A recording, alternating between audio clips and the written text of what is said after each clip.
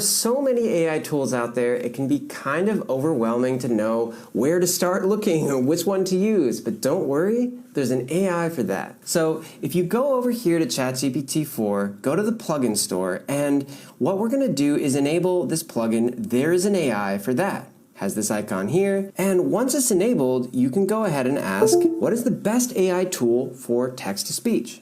Go ahead and hit enter, and you can see enabled plugins. It has the icon right there. So when ChatGPT is using the plugin, you will see this here. And that's an indication that instead of answering natively like ChatGPT does, it's using the plugin to give you the answer.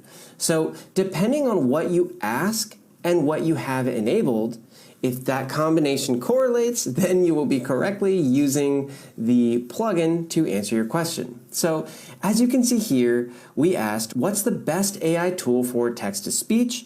And here we have a list of 8 potential AI tools. It has a link that you can go further investigate and a little descriptor about what the tool does. Let's say you were curious about the first option, you could go ahead and click, which will take you to the website. There's an AI for that.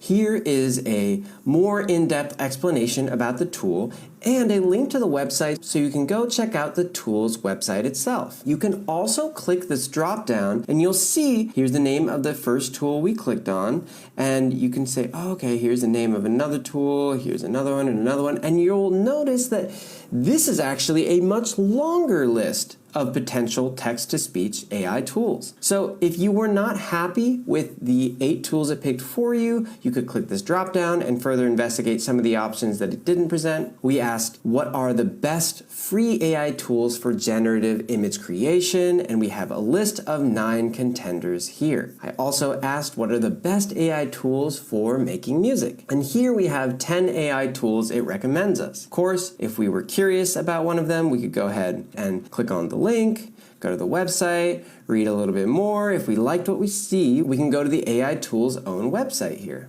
Lastly, I used my favorite prompt I've been using for all of ChatGPT's plugins, and that is, please bullet point out all of the uses and functionality of the plugin, insert the name of the plugin, give me a little explanation on how to best use and get the most use out of that plugin. So here we go. It says, yes, this plugin is used for discovering new AI tools, can give us comprehensive information, a variety of use cases, but what's interesting and maybe obvious, but says the more specific you are with your search, the more relevant your results will be, which really is obvious. But instead of searching for music, try searching for music composition or music recommendation.